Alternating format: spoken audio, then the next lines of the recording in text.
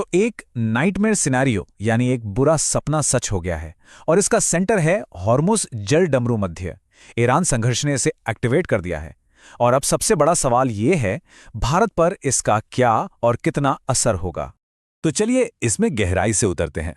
सबसे पहले हम समझेंगे उस स्ट्रेटेजिक पॉइंट को जो इस संकट के बिल्कुल सेंटर में है, और फिर हम देखेंगे कि इसका असर भारतीय अर्थव्यवस्था और बाजारों तक कैसे पहुंच रहा है। तो शुरुआत करते हैं हॉर्मुज जल डमरू मध्य से, जो इस पूरे ग्लोबल संकट का कह सकते हैं एपीसेंटर है। अब ये है क्या, समझिए। ये एक पतला सा समुद्री रास्ता है जो फारस की खाड़ी को अरब सागर से जोड़ता है, और यही वो मेन सी लेन है जहां से सऊदी अरब, यूएई, कुवैत जैसे बड़े तेल प्रोड्यूसर अपना तेल पूरी दुनिया को, खास करके एशिया को भेजते हैं।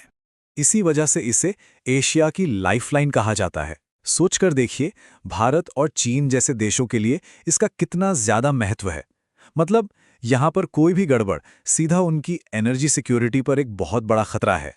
और ये नंबर देखिए, 20%, मतलब पूरी दुनिया की टोटल ऑयल सप्लाई का 5वां हिस्सा यानी 20% इसी हॉर्मुज स्ट्रेट से गुजरता है। अब अंदाजा लगा सकते हैं कि ये इतना क्रिटिकल इशू क्यों है। तो अब आगे बढ़ते हैं और देखते हैं कि ये जियोपॉलिटिकल टेंशन आखिर ग्लोबल ऑयल शॉक में बदलता कैसे है। ये ग्राफ देखिए, इससे बिल्कुल साफ पता चलता है कि इसका फौरन असर क्या हुआ है।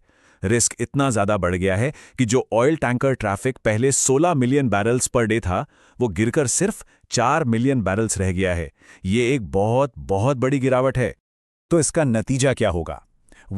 एक्सपर्ट्स का अनुमान है कि सप्लाई की ये कमी आराम से तेल की कीमतों को $100 प्रति बैरल के पार ले जा सकती है। ये एक ऐसा लेवल है जो हमने 2025 की शुरुआत के बाद से नहीं देखा। अब तेल की कीमतें इंटरनेशनल लेवल पर तो बढ़ रही हैं, लेकिन चलिए अब इसको कनेक्ट करते हैं सीधे भारत से और समझते हैं कि यह भारत के लिए एक बड़ी आर्थिक चोट क्यों है। ये चार्ट सब कुछ साफ कर देता है। देखिए, भारत इस मामले में इतना कमजोर इसलिए है क्योंकि हम अपनी ज़रूरत का 85% कच्चा तेल इंपोर्ट करते हैं, और इसका एक बहुत बड़ा हिस्सा उसी हॉर्मुज स्ट्रेट से आता है जहां अभी इतनी परेशानी चल रही है। तो होता क्या है, भारत जैसी इकोनॉमी के लिए जो इंपोर्ट पर इतना निर्भर है, तेल की कीमतों का बढ़ना सिर्फ पेट्रोल डीजल महंगा होने तक सीमित नहीं रहता। ये एक पूरा चेन रिएक्शन शुरू कर देता है। सबसे पहले हमारा इंपोर्ट बिल अरबों डॉलर से बढ़ जाता है।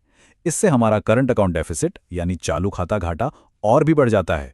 फिर इसका सीधा प्रेशर आता है रुपए पर, और जब रुपया कमजोर होता है और इंपोर्ट महंगा, तो महंगाई हर तरफ बढ़ने लगती है, जिसके चलते आरबीआई पर भी प्रेशर आता है कि वो इंटरेस्ट रेट कट ना करें।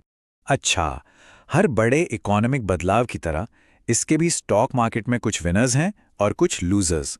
चलिए उनको आसानी से समझते हैं। तो देखिए, एक तरफ हैं अपस्ट्रीम कंपनियां जैसे कि ओएनजीसी और ऑयल इंडिया, जो तेल निकालती हैं। उनके लिए तो कीमतें बढ़ना फायदेमंद है।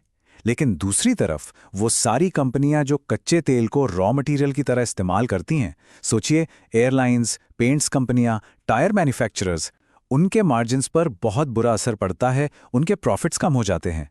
लेकिन ये संकट सिर्फ तेल तक ही सीमित नहीं है।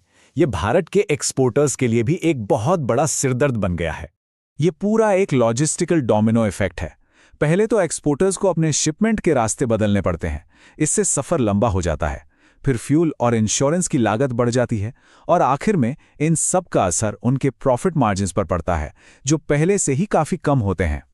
लेकिन यहाँ एक इंटरेस्टिंग बात है।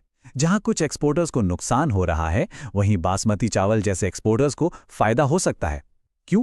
क्योंकि मिडिल ईस्ट के देश फूड सिक्योरिटी को लेकर चिंतित हो जाते हैं और अनाज का स्टॉक करना शुरू कर देते हैं।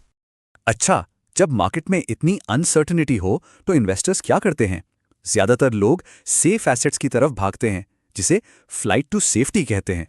और इसी वजह से हमने ग्लोबल और इंडियन दोनों मार्केट्स में सोने और चांदी में एकदम से तेजी देखी है। ऐसा लग रहा है जैसे सभी इन्वेस्टर्स इस जियोपॉलिटिकल तूफान से बचने के लिए इन सेफ हेवन्स में शरण ले रहे हैं।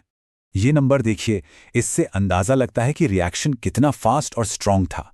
सोमवार को जैसे ही मार्केट खुला, कुछ ही मिनटों के अंदर एमसीएक्स पर सोने की कीमत प्रति 10 ग्राम में इतना बड़ा उछाल आ गया। और एक्सपर्ट प्रेडिक्शंस की बात करें तो जियोजित फाइनेंशियल सर्विसेज के head of commodity research Harish V का कहना है कि अगर ये जियोपॉलिटिकल सिचुएशन और बिगड़ती है तो भारत में सोने का भाव 2 लाख रुपए प्रति 10 ग्राम तक भी पहुंच सकता है। तो आखिर में सारा मुद्दा यही है, मुंबई के पेट्रोल पंप से लेकर स्टॉक एक्सचेंज तक इस संकट का असर हर जगह दिख रहा है और ये हमें इस आखिरी लेकिन सबसे इम्पॉर्टेंट सवाल पर लाकर खड़ा कर देता है, क्या ये जियोपॉलिटिकल टेंशन सच में सोने को इतनी ऊंचाइयों पर ले जा सकता है जहां वो पहले कभी नहीं गया? ये एक ऐसा सवाल है जिसका जवाब आने वाले हफ्तों और महीनों में इन्वेस्टर्स और पॉलिसी मेकर्स सभी ढूंढेंगे। दोस्तों, ये वीडियो देखने के लिए शुक्रिया। जाने से पहले कमेंट करके ज़रूर बताइए कि अगला एनालिसिस आप किस स्टॉक या सेक्टर पर देखना चाहते हैं। मैं आपके सारे कमेंट्स पढ़ता हूं। और हाँ, आपके अपने एनालाइजर पर हम सिर्फ स्टॉक्स डिस्कस नहीं करते, बल्कि हर फंडामेंटल रेशियो को डिटेल में समझाते और सिखाते भी हैं, ताकि आप खुद कंपनीज का एनालिसिस कर सकें। तो ऐसी ही डीप लर्निंग और मार्केट इनसाइट्स के लिए अभी चैनल को सब्सक्राइब करें और बेल आइकॉन दबाना मत भूलिएगा। देखने के लिए धन्यवाद। जल्दी Disclaimer. Educational content only. Not SEBI registered. This is not a buy/sell recommendation. Invest at your own risk.